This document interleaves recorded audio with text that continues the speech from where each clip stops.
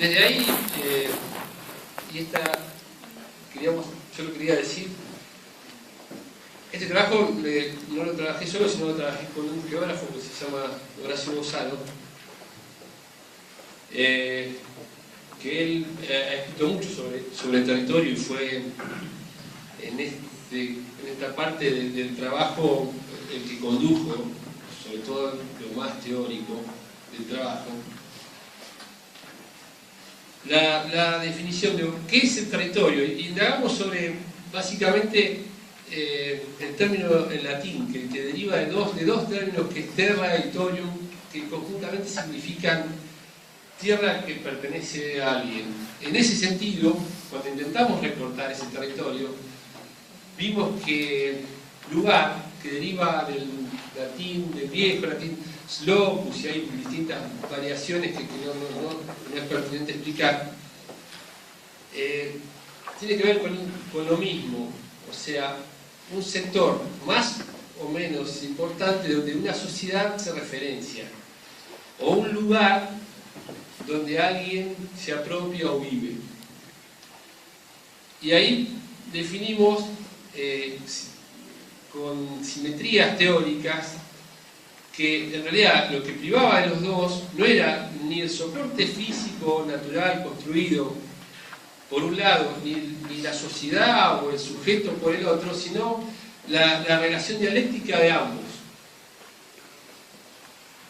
Entenderlo de esa manera nos sirvió mucho para entender que uno, cuando define una altura máxima, un límite de una ordenanza, de una zona rural, urbana, un tamaño de una parcela, no está modelando como si fuera en plastilina algo, está incidiendo sobre, indirectamente, la construcción de un lugar o de un territorio que permanentemente se redefine y que se está construyendo, que hoy se está construyendo. Por lo tanto, ¿a qué voy? Y esto va a ser parte de la otra parte que habla Claudia Rodríguez. Cuando uno genera una normativa y pone determinados indicadores o determinadas cuestiones que regula, puede acertar o no. Ahora, el territorio se comporta con sus propias lógicas. Por lo tanto, hay veces que las normativas o los instrumentos normativos que no resultan aplicables terminan marginando o dejando afuera a grandes sectores de la población. Y nos sirve para explicar muchísimos procesos de informalidad o ilegalidad sobre el territorio. Bueno, y definimos así, y lo leo: el lugar como porción en la micro y en la mesoescala del territorio es un patrón de ocupación y ocupación territorial en la micro y en la mesoescala, donde actores ponen en marcha continuamente y de manera conflictiva y o solidaria aconteceres jerárquicos, homólogos y complementarios, resignificando conciencias, acciones y objetos de manera perpetua en instancias de un proceso de organización territorial. ¿Qué queremos decir con esto? Hay actores que permanentemente están poniendo en marcha en forma sinérgica o conflictiva, contraponiéndose o ayudándose a la construcción de ese territorio de una manera permanente, que organizan de una determinada manera ese territorio y lo espacializan por otro lado.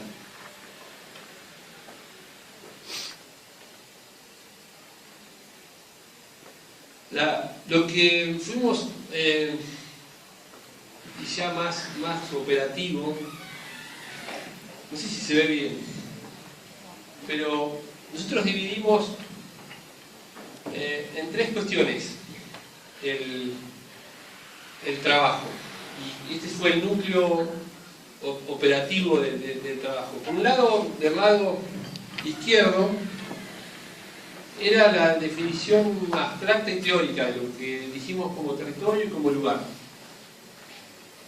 Por otro lado, vimos conceptos que llamamos conceptos operativos para empezar a explicar ese lugar que vimos. Y indagamos sobre territorialidades, vocaciones, racionalidades, procesos, tendencias, actores y espacialidades, que después intentamos reflejar en la explicación de cada uno de esos lugares. Por lo tanto, cuando indagamos sobre territorialidades, vimos fundamentalmente 4 territorialidades. Y estoy hablando de 4 territorialidades en este trabajo, puede haber otras. Y descubrimos que un área, como por ejemplo la del Gran La Plata, tiene una territorialidad urbana. Aquí llamamos en ese trabajo territorialidad urbana el conjunto de manzanas privadas, básicamente, como unidad espacial y cartográfica, que definía el espacio privado por sobre el espacio público, calles, en un sentido más o menos de escala barrial o más o menos regional, en un sentido jerárquico de esas calles, que se iban articulando con otro tipo de espacios de equipamiento, fundamentalmente recreativo abierto, que eran las plazas o los parques, y otro tipo de equipamientos más de apoyo residencial, con una actividad predominantemente residencial o de servicio. El área que definía ese conjunto de manzanas, calles o parcelas similares a las manzanas que eran esos equipamientos, la definíamos como área urbana. ¿Qué técnica usamos para eso? Cartografía, el catastro, cada vez más accesible. Si entramos, por ejemplo, a la base cartográfica de ARBA, se puede bajar permanente como imagen, y ahí vamos a ver casi a hoy la subdivisión del suelo. Las imágenes Google o imágenes satelitales o vuelos, si hay, que se ven en mayor escala, vuelos fotográficos, y otro tipo de cartografías más de naturales y con otro tipo de precisión que fuimos viendo. Con eso definimos las 4 áreas. La diferencia con el área, por ejemplo, periurbana, es que ya se van perdiendo las manzanas, no hay una dominancia de manzanas residenciales privadas, sino empiezan a convivir de una manera más donde 4 o 5 elementos se ponen en juego. Actividades en parcelas no manzanas, sino en parcelas que se llaman el catastro de parcelas rurales, que son expulsadas de lo urbano fundamentalmente a veces porque molestan, grandes equipamientos recreativos, otro tipo de equipamientos como equipamientos de servicio, de infraestructuras, aeropuertos, plantas, depuradoras, quintas de producción intensiva que también conviven con lo urbano y que tienen en parcelas más chicas, y mayor peso de lo que es lo parcelado por sobre el espacio público. Si uno analiza en el área urbana la relación espacio público o abierto, calle, parques, plazas y espacio privado, en el área urbana, en lo que es la territorialidad urbana, estamos hablando de un porcentaje del 35, del 40% de espacio público y de espacio más privado, y ya en el periurbano es menor. Hay menos cantidad de calles, hay menos cantidad de viviendas, y hay una mixtura de actividades. en un área que se denomina de interfase entre lo urbano y lo rural. La territorialidad rural ya tiene que ver más con actividades y parcelas mayores y emprendimientos productivos hortícolas más extensivos y más profundos, con menor cantidad de calles y de caminos y con la presencia tanto en lo periurbano como en lo rural como en la residencia ya de un orden más cerrado. La territorialidad natural ya guarda una lógica más propia y tiene que ver con reductos con una dominancia natural, una laguna, un espacio selvático como acá en la costa, digo, distintas dominancias naturales. Después indagamos sobre lo que llamamos vocaciones. ¿Y por qué decimos vocaciones si no un mapa de usos o de actividades? El clásico mapa de usos del suelo, donde a través de una fotolectura uno va poniendo en parcelas o en manzanas si hay viviendas, si hay galpones, si hay vacíos. Porque el término vocación tiene que ver más con esta mirada explicativa que hablábamos. No queríamos llegar a un mapa descriptivo donde diga un baldío, sino ver la tendencia y analizar ese lugar a partir de, hoy hay en esta manzana 8 viviendas y 12 lotes baldíos, y hace 4 años había lo mismo, otra cuestión. Entonces ahí podemos entender la vocación. Y obviamente las vocaciones tienen que ver con la actividad dominante. Y hay vocaciones residenciales, de centralidad, recreativas, industrial, de equipamiento, productiva intensiva, agropecuaria extensiva, minero extractiva, portuaria y de reservas naturales. Cuando decimos de reservas naturales es porque ya en la vocación vemos que es un lugar que entendemos a preservar o a proteger. Cuando hablamos de una vocación residencial entendemos que lleva adelante un proceso que va a terminar siendo urbano, y así sucesivamente. Cuando vemos una vocación de centralidad, vemos que conviven residencias y comercios o servicios que hacen que cada vez más ese lugar tenga una tendencia no solamente a la actividad residencial, sino al intercambio y a la dominancia de otro tipo de actividades. En esta cuestión de entender la lógica constante de un lugar, de un territorio que permanentemente se resignifica y permanentemente se construye. ¿Qué técnicas usamos?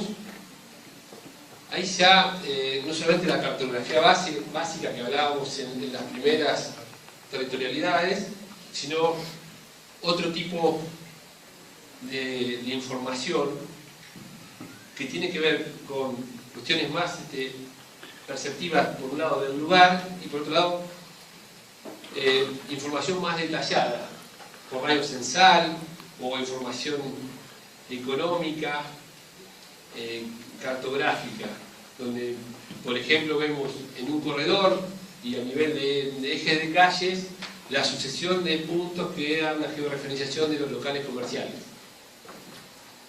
Y no solamente verlos como puntos y como local comercial, sino ver si ese local comercial es un banco y genera un tipo de centralidad o una serie de comercios diarios que tienen que ver más con un corredor al servicio de la producción o al servicio de algún tipo de equipamiento, como puede ser en el caso del área de estudio, las avenidas 72, una avenida más urbana, un corredor más de centralidad, o En el caso de La Plata, por ejemplo, la plaza de Citibel, donde hay bancos, o la calle Tantillo. En función de eso, cuando uno va buscando, indagando sobre estas cuestiones, va tratando de nutrirse y procurarse la información que está cada vez más disponible. No hay una técnica dura donde uno va estructurando y descubriendo la información. Uno mismo va y viene. Se pregunta el qué, el cómo, el por qué, y en función de eso va figurando en estas primeras dos instancias, la territorialidad y la vocación, lo que en su momento definimos como prelugares. Las grandes manchas donde están las áreas más urbanas, más consolidadas, más en consolidación, débiles. Los primeros esbozos de esa estructuración de áreas, después vamos a ver en mapas esta cuestión. Cuando vimos las racionalidades, ¿y qué entendimos por racionalidades? Vimos que hay racionalidades ambientales, económicas y sociales. La racionalidad es una cuestión que tiene que ver con una lógica, ya sea una lógica natural, o una lógica social, o una lógica económica, que se repite de una determinada manera. Los actores tienen lógica, lo natural tiene una determinada racionalidad. Por ejemplo, si llueve tantos milímetros, una cuenca inundable, el agua pasa por determinado lugar, no pasa por cualquier lugar. Los actores sociales construyen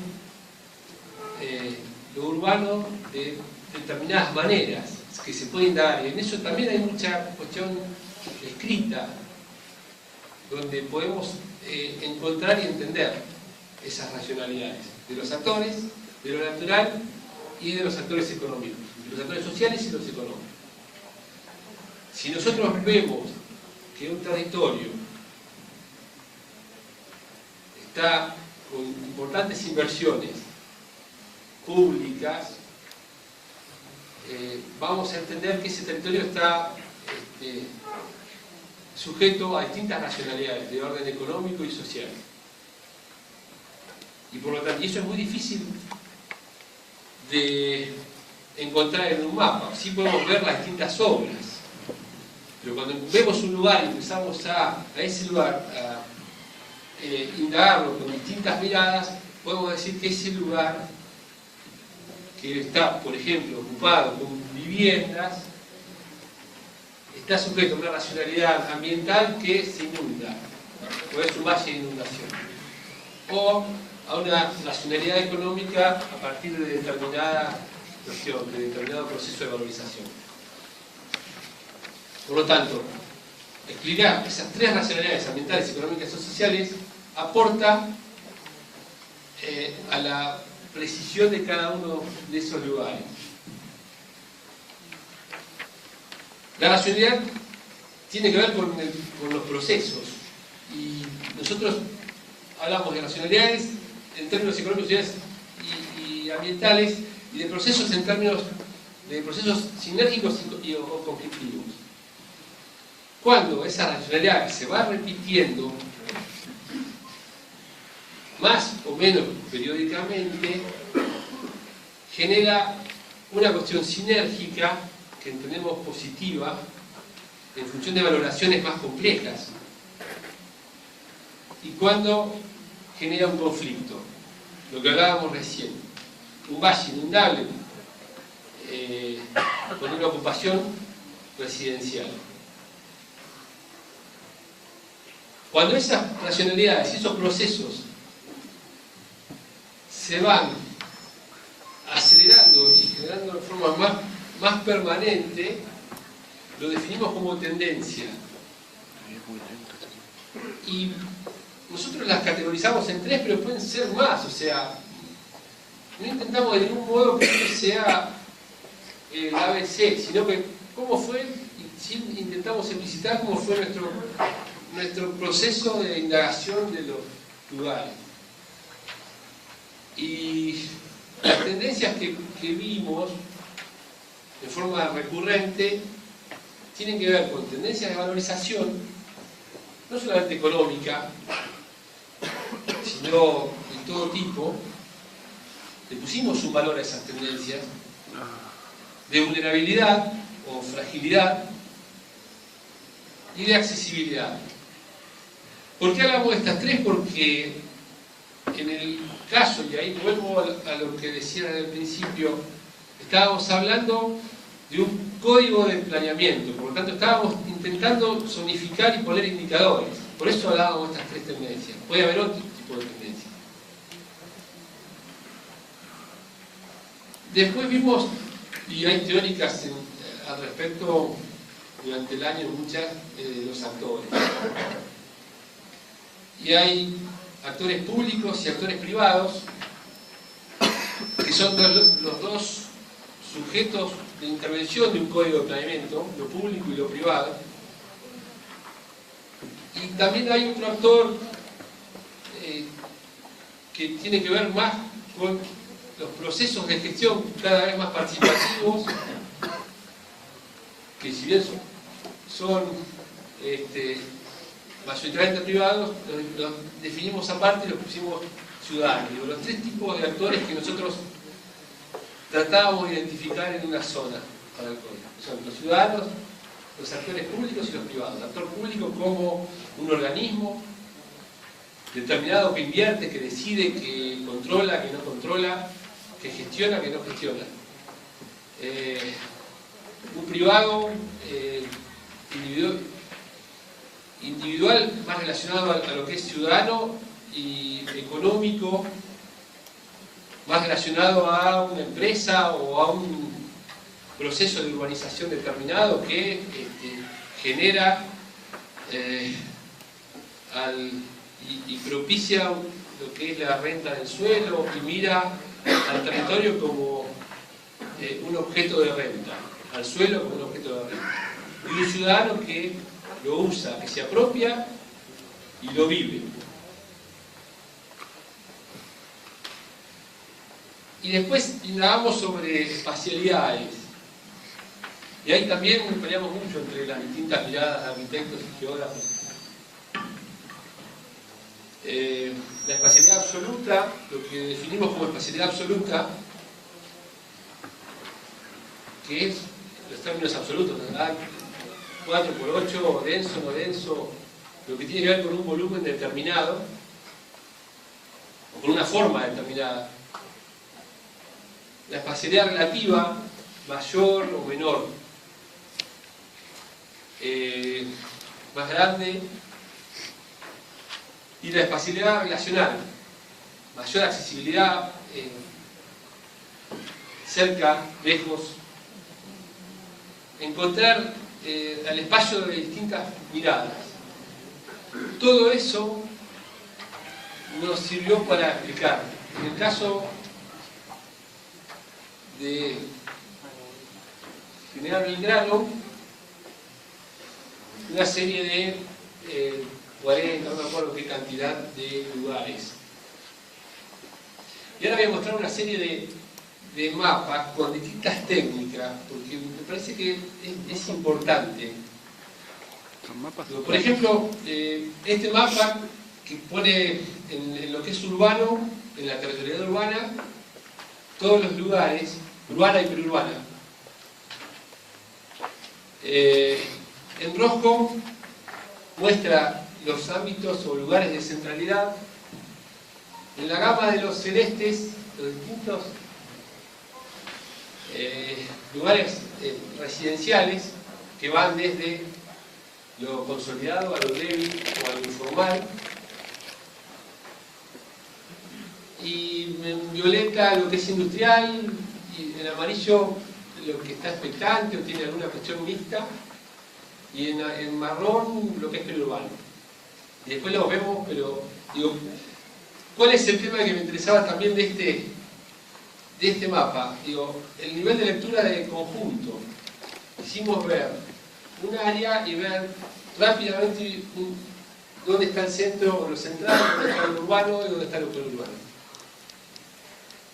Como contraparte, acá se ve poco, pero es un mapa, lo que se llama mapa inventario. Digo, está cada lugar nomenclado con un número. Y uno ve que el lugar 30 es este, o lo que sea, como se ve. Y el lugar 1 es este.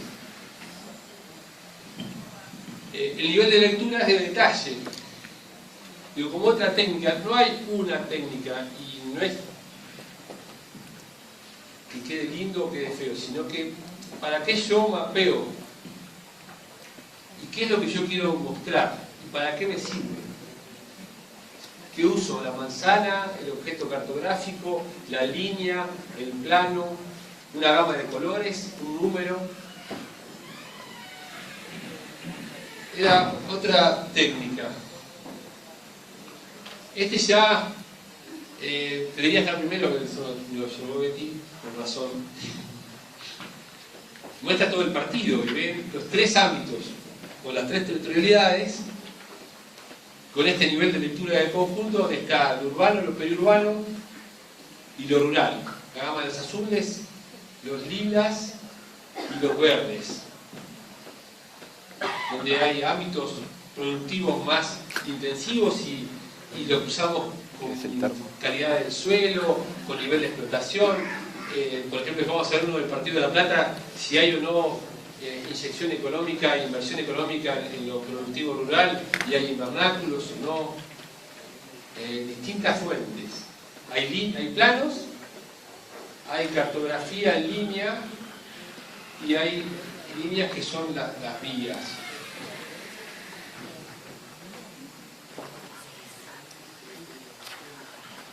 También trabajamos, y esto nos sirvió para ver el peso de cada lugar con respecto a la totalidad, en lo que se llama colección de cartas, que es otra técnica.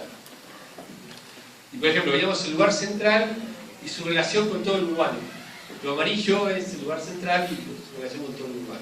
O determinadas cuestiones. Ver superficie, cantidades. Y poníamos todos juntos.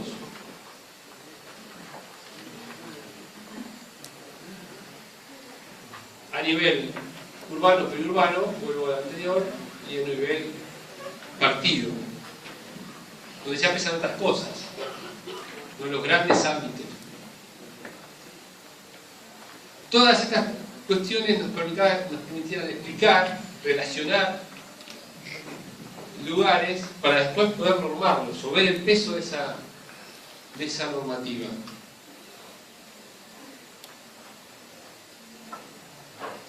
Y esto, a modo de ejemplo, fue después la propuesta normativa, que pasó por varios filtros. Lo nuestro y después de talleres participativos, porque esto es solamente una técnica y una parte, no es directo. Nos sirvió para entender, explicar lo real, no solamente describirlo, sino explicarlo, relacionarlo con lo normado, proponer normas y después discutirlo con la gente y con los actores públicos y privados. Y también, hay cartas o mapas de nivel de lectura de detalle y de nivel de lectura elemental. Y cuando vayan y vean los códigos, van a ver UR7 y es la zona tal. Son mapas de inventario. Y por ahí hay mapas generales que nos sirven para entender la totalidad. Estos son los lugares que encontramos en General Belgrano. Central, residencial consolidado, conjunto de viviendas, residencial de consolidación, barrio parque, jardín, permanente o temporario.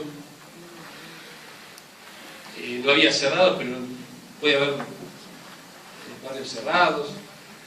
Residencial débil, y débil no solamente por una cuestión de ocupación o cantidad de viviendas, sino si tenía o no infraestructura o si estaba con un proceso de crecimiento o de decrecimiento. Corredores comerciales por un lado y de servicio por otro. residencial mixto, la convivencia de la residencia con la industria, algunas veces sinérgica y otras veces conflictiva, equipamientos urbanos con su entorno, intersticios urbanos especulativos o no, lugares recreativos turísticos, en General Belgrano está todo el tema de la costa, del río, y industrias y servicios asociados urbanos. Estos son los lugares urbanos. Los periurbanos, no sé si lo leen, borde urbano, con parcelamiento urbano, más o menos ocupado por residencia y con otro tipo de actividades, borde urbano con parcelamiento rural, ahí se discutió alguna cuestión, pero productivo intensivo, con mediano y alto impacto territorial, barrios aislados en ámbitos periurbanos, equipamientos en ámbitos. Si ven, el título mismo de cada lugar ya explica cosas, no es una mera descripción, ¿no? Industria, baldío, lo que suelen ver en un mapa de usos. Estos son los lugares rurales, ¿no? Parajes, estaciones ferroviarias, colonias. Hay un lugar que se llama el Bosque Encantado, en General Belgrano.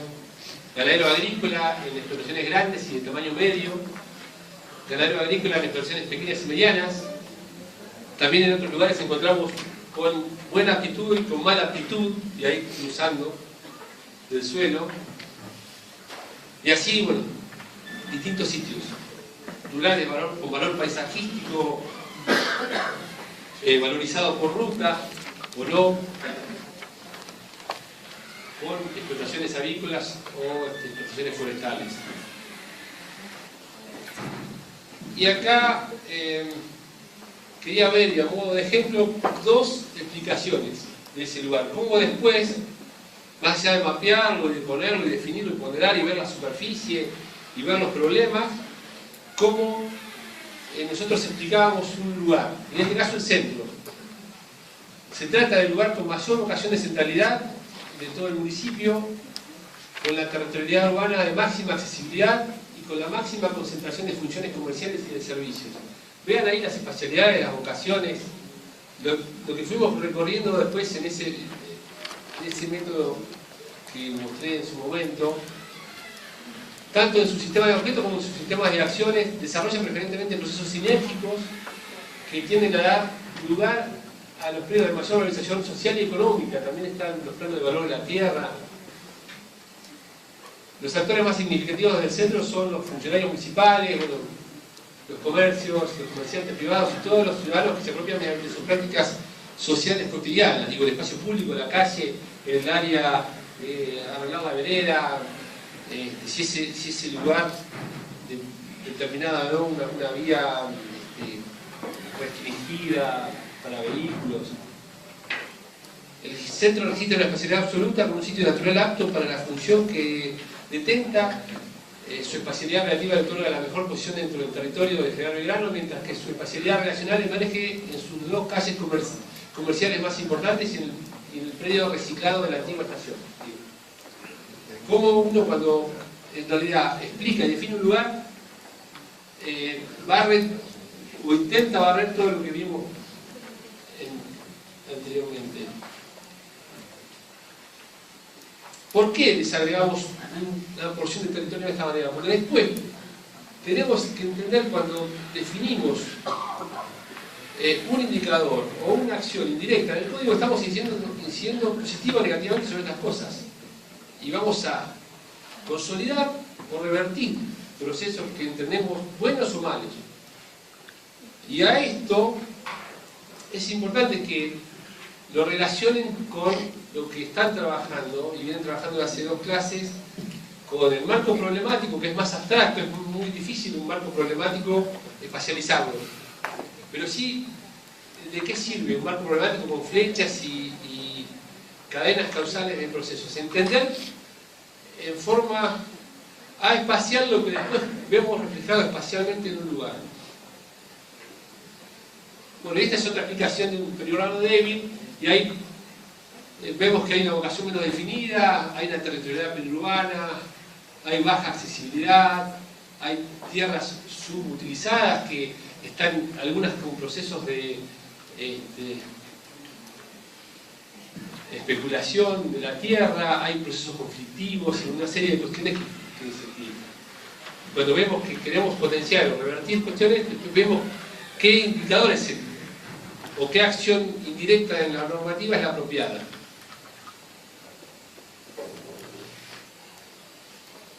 Esta es otra técnica para otro caso de un trabajo que hicimos con Betty en Chacabuco, y también los lugares los mostrábamos de otra manera y eran como 40 lugares, no para un código, sino para un plan estratégico. Y en esta técnica estaba en la misma carta el plano, la imagen, que no se ve mucho, la aplicación que estaba arriba a la izquierda y abajo los principales problemas, porque era para un taller participativo y un plan estratégico. Y en esto, y las técnicas y el uso de los colores nos servía porque en este, por ejemplo, este era un lugar que era un lugar que definimos valorizado por el código y el proceso de subdivisión, donde lo urbano era esto, y lo que el código permitía como subdivisión de una manzana era lo que estaba en rojo. En rojo en realidad era todo este cuadrado. Después este era otro lugar que era peor, ya tenía cavas o procesos extractivos más avanzados. Y pudimos entender, y en el taller participativo la gente fundamentalmente se apropió, porque me acuerdo que fue motivo de mucha discusión en ese taller, que el código generaba una instancia de subdivisión de la tierra que después no tenía un sentido práctico, porque era 7 veces, 5 veces, no sé cuánto el tamaño de todo el urbano, de lo que realmente era, que primero generaba una actividad económica de división y especulación de la tierra y venta de la tierra, que después generaba otro proceso de abandono, que después generaba otro tipo de actividad que era la extracción de la capa, de la primera capa del suelo productiva para hacer hornos de ladrillo. Todo eso generaba todo este lío, que a su vez se abrían algunas calles que el municipio mantenía o no, que no se usaban y que generaba espacios de una gran indefinición, que a su vez rodeaban a todo el pueblo y que tenía una solución muy complicada. ¿Cómo se resuelve eso? ¿Se ocupa como urbano eso? ¿En cuántos años? 4 o 5 veces lo que hoy es Chacabuco. Fue motivo después de acciones concretas del plan estratégico. Y este es otro trabajo que hicimos para La Plata, donde también en una carta de nivel de lectura de conjunto y no de detalle, con gamas de colores, vimos las centralidades, ya como siendo un lugar más complejo, distintos niveles de centralidad, corredores de centralidad, corredores de servicio, corredores industriales, ámbitos más o menos consolidados, ámbitos residenciales informales, y eso tiene mucho que ver con el área de estudio, un área periurbana con más o menos consolidación, y la consolidación vista desde procesos económicos, de valorización económica y producción intensiva de los invernáculos, o de alguna subdivisión de la tierra, y después había otros que cruzaban lo que era los valles ambientales. Y en función de eso se generaron una serie de lugares, áreas ambientales homogéneas, patrones territoriales, los fuimos llamando de distintas maneras, pero en realidad el concepto es el mismo. Lugares valorizados, con máxima accesibilidad, y después este lugar que tenía máxima accesibilidad metropolitana terminó siendo un lugar de distintos partidos de zona de club de campo, y hay como 10.000 lotes propuestos entre Bransen, La Plata y no sé cuánta cantidad de clubes de campo ya aprobados ahí.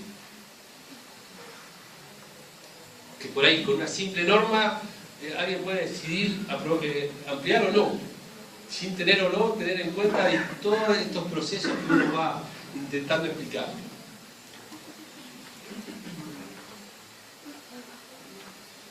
Entendiendo y repasando la definición de lugar, que hay ámbitos periurbanos que, en este caso, pobres y ricos disputan ese mismo lugar residencial que se expande sin servicios, con precariedad habitacional, con déficit de servicios, que chocan con otros lugares que son cerrados y que tienen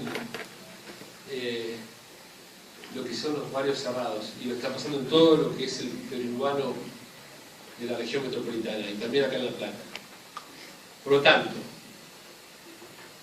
en una norma, y ahora va a hablar Claudia de eso, digo, intentar evitar lecturas espaciales sobre el territorio, sino ver otras cuestiones. Ver que la norma tiene tiempos a veces que son distintos a los de la construcción del territorio. Y entender que hay que tener una capacidad de cambio cada vez mayor. Lo que hoy es de una manera, mañana, porque cambia procesos, y eso lo entienden con el marco problemático básicamente, puede cambiar. Y una norma también debería permanentemente cambiar, de la mano de lo que venimos viendo en los teóricos de la planificación estratégica y las otras cuestiones que estamos viendo. Y obviamente no mirar al territorio de manera excluyente. Todos los actores despliegan sus estrategias, actores públicos y privados, ciudadanos individuales o privados económicos, despliegan estrategias a veces contradictorias y a veces sinérgicas, que hay que tratar de incluir en su totalidad. Y por último, quería mostrarles un sector del área de estudio, lo que es en el extremo de lo que se llama Puente de Fierro. Esto es la 72, esto es la 90, y por ahí está el casco, un poquito más adelante. Acá está, esa es la curva del casco, donde es 31 y 72, donde si vemos por un lado el catastro, es un mapa que bajamos de internet de ARBA, que si nos acercamos no solamente muestra las manzanas, con la misma lógica que nosotros encontrábamos las vocaciones. Si uno ve la escala de las territorialidades, ARBA lo muestra, así muestra las manzanas y las parcelas rurales y las calles. Si uno se acerca más a un sector de 4 o 5 manzanas, ve las parcelas urbanas, el 10×30. Entendiendo eso, digo, cuando uno hace un mapa o muestra, también tiene que ver qué es lo que quiere mostrar y qué es lo que está viendo. Porque si no, todo no se ve nada. Y por ejemplo, este lugar,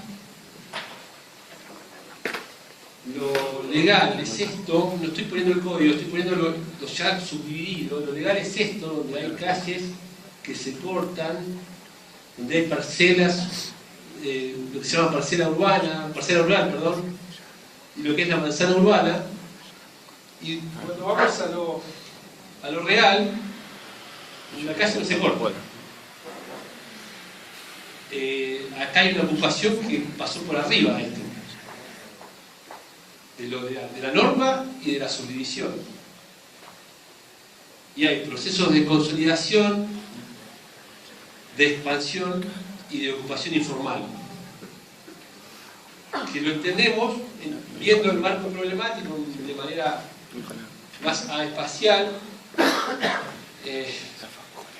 leyendo e indagando sobre los procesos sociales o económicos de manera más teórica y desde una mirada más perceptiva en una imagen satelital o en un plano cartográfico, que cada vez están más accesibles. Bueno, nada más.